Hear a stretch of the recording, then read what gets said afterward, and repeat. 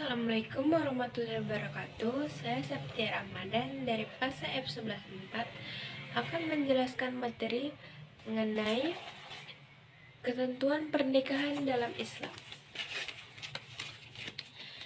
Kalian harus tahu, apa sih pernikahan itu? Pernikahan dalam Islam disebut dengan nikah yang berasal dari bahasa Arab nikah, yang artinya berkumpul, bersatu, dan menyatu. Secara istilah, nikah adalah akad atau perjanjian yang menghalalkan hubungan antara laki-laki dan perempuan dengan tujuan membangun kehidupan rumah tangga yang sakinah, mawaddah, dan rahmah, serta menjaga keturunan yang sah sesuai dengan syariat Islam. Pernikahan adalah suatu bentuk keseriusan dalam sebuah hubungan. Selain merupakan bentuk cinta, pernikahan dalam Islam merupakan salah satu bentuk ibadah kepada Allah Subhanahu wa Ta'ala. Bahkan disebut bahwa pernikahan adalah menggenapkan setengah agama. Allah Subhanahu wa Ta'ala memberikan keterangan mengenai keutamaan menikah.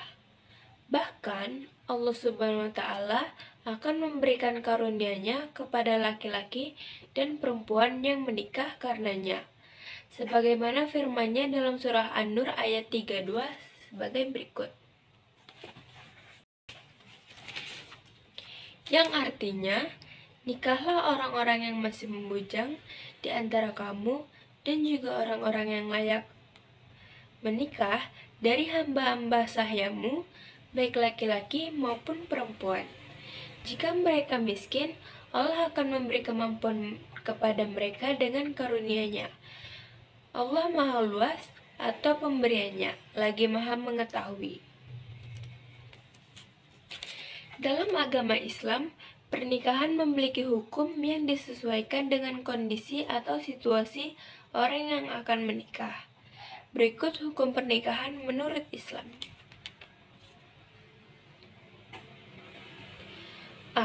Wajib.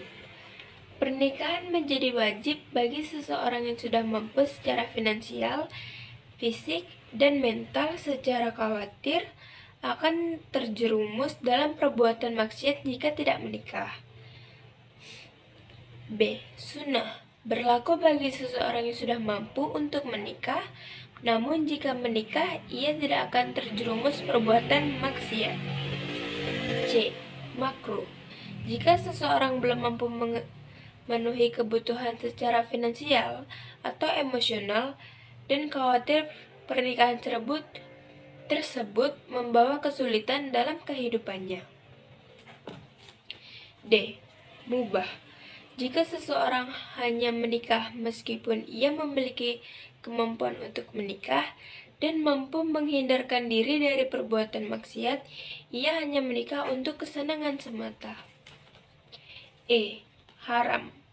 Jika seseorang tidak memiliki kemampuan untuk menikah dan dikhawatirkan jika menikah ia menelantarkan istrinya atau tidak dapat memenuhi kewajiban suami terhadap istri, dan sebaliknya istri tidak dapat memenuhi kewajiban istri terhadap suaminya. Pernikahan juga haram hukumnya apabila menikahi mahram atau pernikahan sedara. Selanjutnya, dalil tentang pernikahan. QS Ar-Rahman 30 ayat 21. Berikut ayatnya di samping.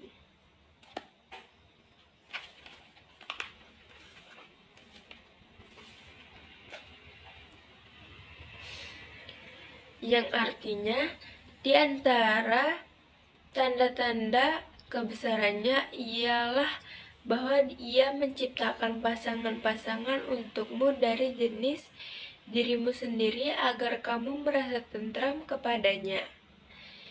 Dia menjadikan di antaramu rasa cinta dan kasih sayang. Sesungguhnya pada yang demikian itu benar-benar terdapat tanda-tanda atau kebesaran Allah bagi kaum yang berpikir. B. QS An-Nahl 16 ayat 72.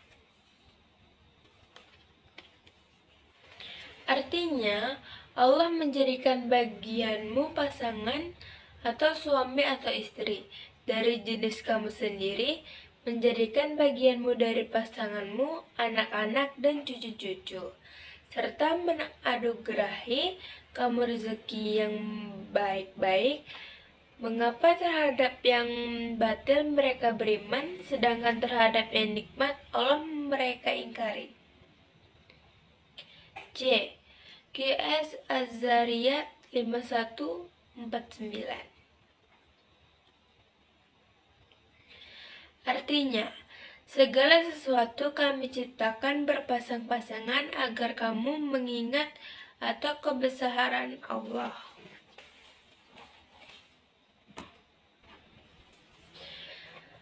Selanjutnya, tujuan pernikahan. Seseorang harus memiliki tujuan yang baik ketika akan melakukan pernikahan, karena tujuan inilah yang memengaruhi kehidupan setelah menikah. Tujuan menikah yang baik ialah sebagai berikut. 1. Untuk memperoleh kebahagiaan dan ketenangan hidup atau sakinah, ketentraman, dan kebahagiaan adalah idaman setiap orang. Menikah merupakan salah satu cara supaya hidup menjadi bahagia dan tentram. 2. Untuk membina rasa cinta dan kasih sayang. Menikah merupakan salah satu cara untuk membina kasih sayang antara suami, istri, dan anak. 3. Untuk memenuhi kebutuhan biologis yang sah dan diridhoi Allah Subhanahu wa Ta'ala. 4.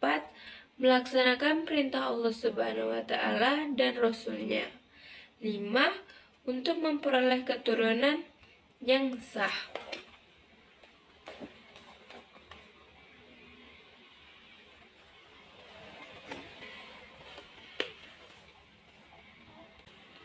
Selanjutnya, rukun dan syarat nikah. A. Rukun nikah. Rukun dalam pernikahan yang harus dipenuhi antara lain sebagai berikut. 1. Mempelai laki-laki. 2. Mempelai perempuan. 3. Wali nikah. Untuk mempelai perempuan. 4. Terdapat 2 orang laki-laki sebagai saksi nikah. 5. Ijab dan kabul. B. Syarat nikah. Berikut persyaratan pernikahan dalam agama Islam. 1. Sama-sama beragama Islam. 2. Mempelai laki-laki bukan mahram bagi calon istri. 3. Wali harus seseorang muslim. 4. Saksi harus adil. 5. Tidak ada halangan syar'i atau terikat pernikahan atau dalam masa iddah bagi wanita. Selanjutnya, ijab kabul. Ijab kabul adalah prosesi penting dalam pernikahan Islam yang menandakan kesepakatan antara wali mempelai perempuan dan mempelai pria. Ijab kabul ini merupakan pernyataan dan penerimaan untuk mengesahkan pernikahan di hadapan Allah Subhanahu wa Ta'ala dan para saksi.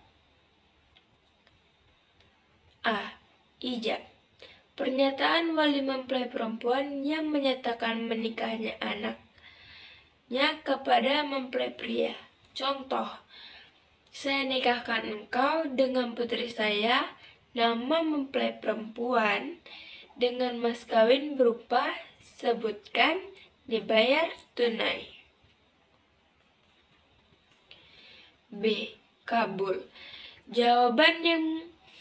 Jawaban atau penerimaan dari mempelai pria yang menandakan kesediaannya menerima akad nikah tersebut. Contoh, saya terima nikahnya nama mempelai perempuan dengan mas kawin tersebut tunai. B. Kabul. Jawaban atau penerimaan dari mempelai pria yang menandakan kesediaannya menerima akad nikah tersebut. Contoh, saya terima nikahnya nama mempelai perempuan dengan mas kawin tersebut tunai. Pernyataan ini biasanya dilakukan dalam satu tarikan napas, tanpa terputus, agar dianggap sah. Ijab kabul menunjukkan kesesungguhan dan kesepakatan kedua belah pihak dan menjalani kehidupan berumah tangga sesuai tuntutan Islam.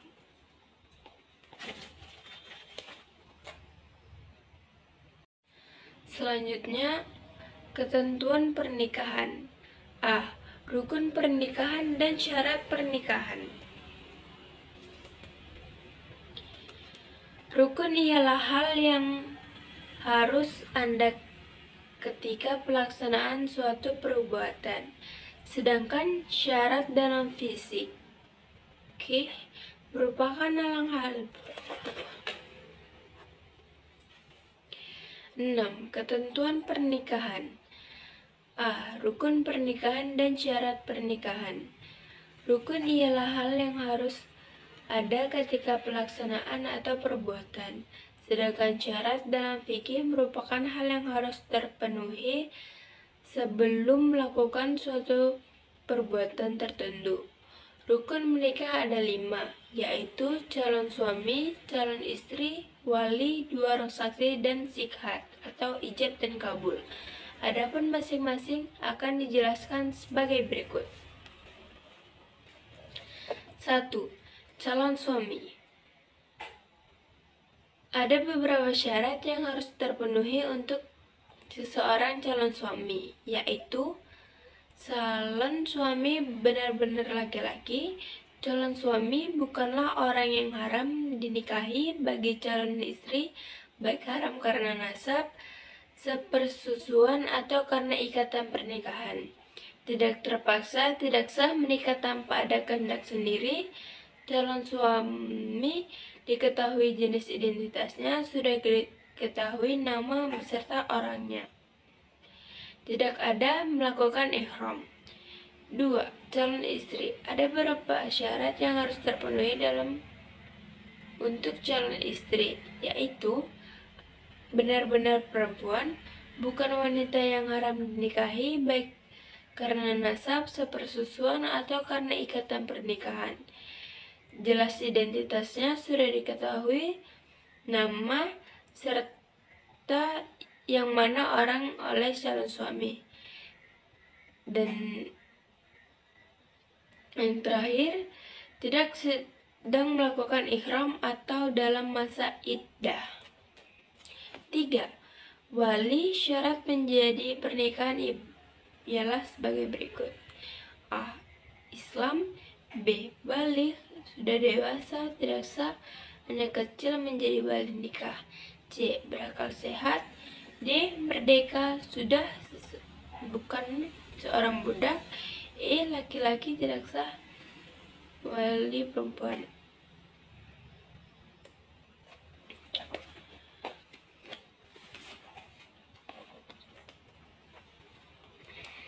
Yang keempat, 2 orang saksi.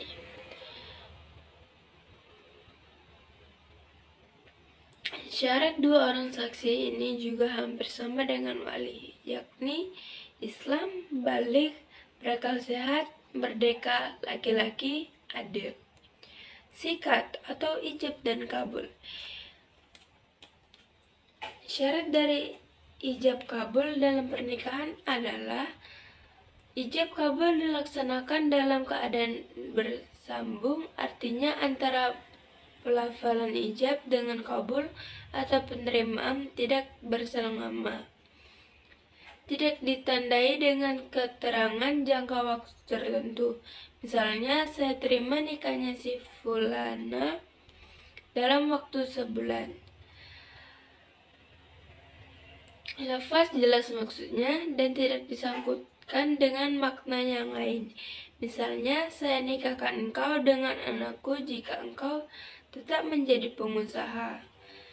Ijab dan kabul menggunakan kalimat nikah, tazwi, atau turunannya yang semakna. Boleh menggunakan bahasa selain bahasa Arab. Selanjutnya ada hak dan kewajiban suami istri. A. Kewajiban suami. Kewajiban suami yang terpenting adalah sebagai berikut. 1. Memberi nafkah, pakaian, dan tempat tinggal kepada istri dan anak-anaknya sesuai dengan kemampuan yang diusahakan. 2. Menggauli istri secara makruf, yaitu dengan cara yang layak dan patut, misalnya dengan kasih sayang, menghargai, memperhatikan, dan sebagainya. 3. Memimpin keluarga dengan cara membimbing, memelihara semua anggota keluarga dengan penuh tanggung jawab. 4. Membantu istri dalam tugas sehari-hari, terutama dalam mengasuh dan mendidik anak-anaknya agar menjadi anak yang saleh. B. Kewajiban istri. Kewajiban istri yang terpenting sebagai berikut. 1.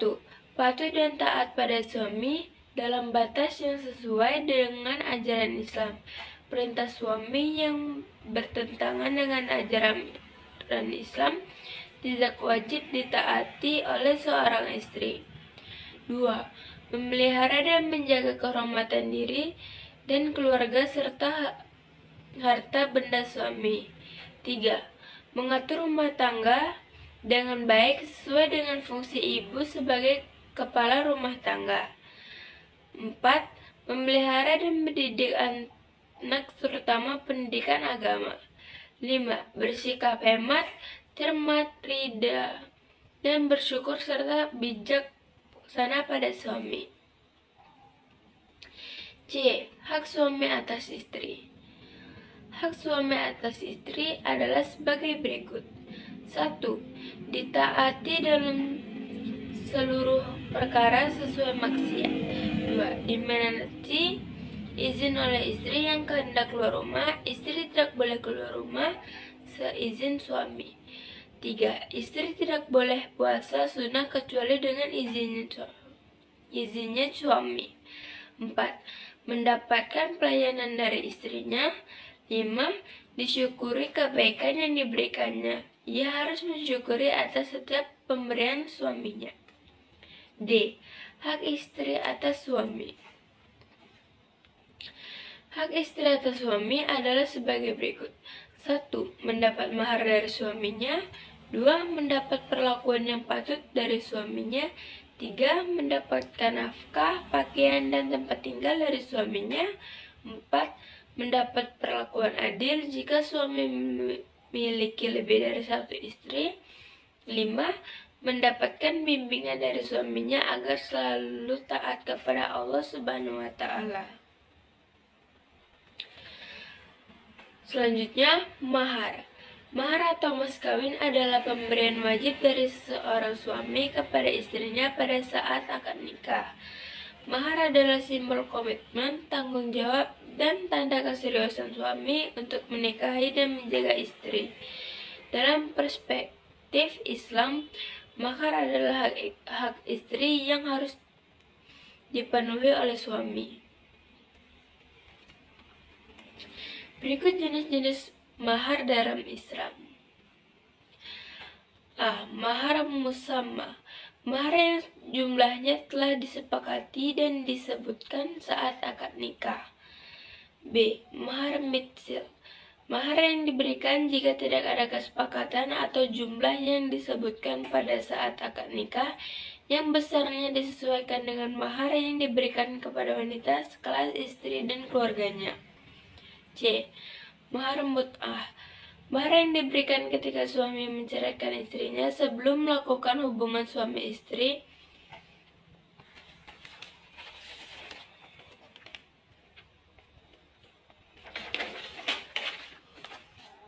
Selanjutnya ada resepsi pernikahan. Walimatul ursi atau resepsi pernikahan merupakan salah satu tradisi yang diajarkan Rasulullah SAW. Tradisi ini biasanya dilakukan setelah akad nikah yang bertujuan untuk mengumumkan pernikahan yang baru saja dilaksanakan kepada masyarakat sekitar. Saat melaksanakan walimatul ursi, seseorang muslim hendaknya berpegang pada syariat Islam. Hal ini dilakukan agar cara digelar diberkahi dari diberkahi dan diridhai oleh Allah Subhanahu wa taala. Pengertian walimatul ursi. Secara bahasa, walimatul ursi memiliki arti makanan yang dipersiapkan untuk acara berkumpul. Sementara ursi memiliki makna al-jifaf wa at-tazwij, yaitu pernikahan.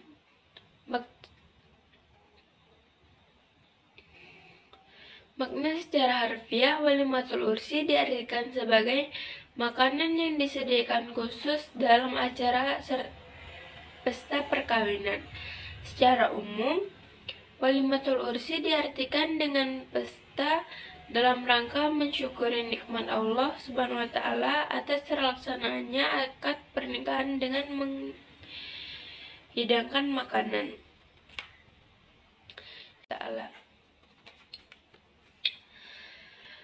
Pengertian walimatul ursi. Secara bahasa, walimatul ursi memiliki arti makanan yang dipersiapkan untuk acara berkumpul. Sementara ursi memiliki makna al-jifaf wa at-tazwij, yaitu pernikahan.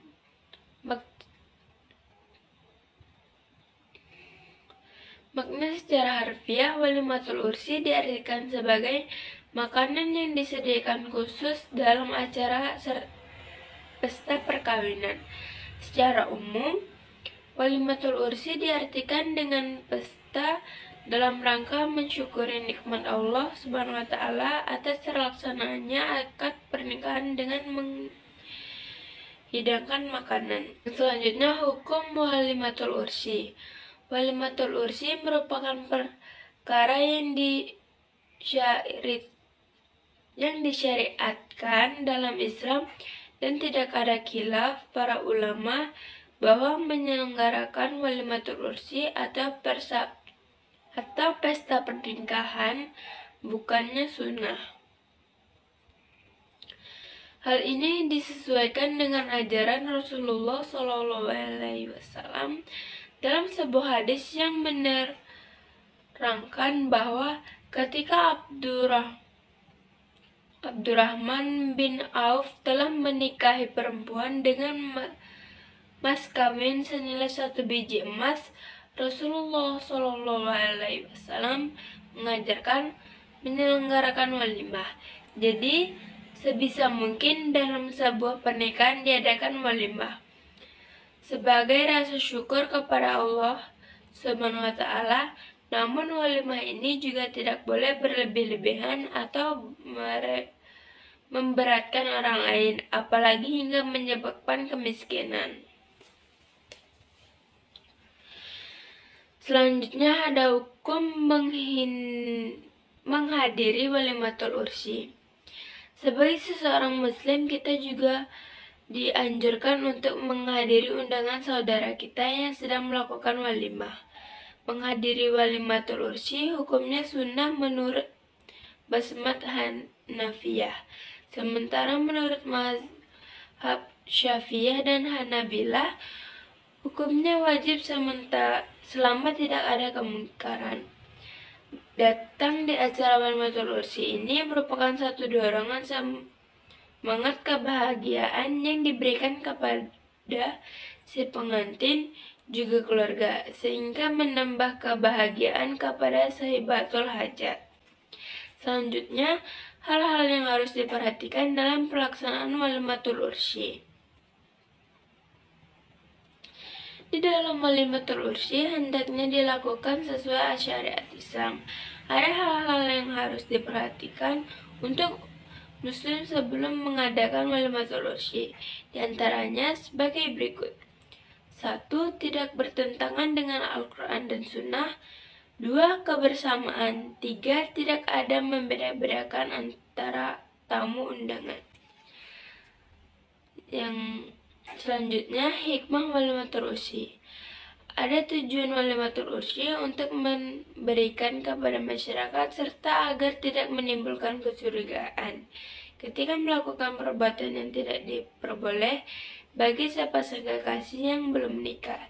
Selain itu juga untuk memohon doa dari para undangan agar berlangsungnya pernikahan kedua mempelai mendapat keberkahan menjadi keluarga yang sakinah, mawaddah, dan rahmah. Dan yang terakhir, hikmah pernikahan. Pernikahan yang dilakukan oleh seseorang muslim dengan tujuan yang baik untuk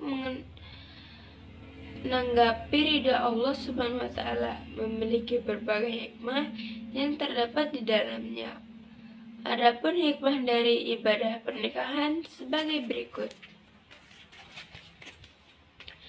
A. Sebagai bentuk ketetapan terhadap perintah Allah Subhanahu wa taala. B. Menyempurnakan separuh agama.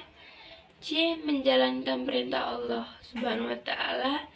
D. Membentangkan diri dari berbahaya zina. E. Menikah dapat memberikan ketenangan jiwa. Sekian yang bisa saya sampaikan. Mohon maaf bila ada salah kata. Saya pamit. Assalamualaikum warahmatullahi wabarakatuh.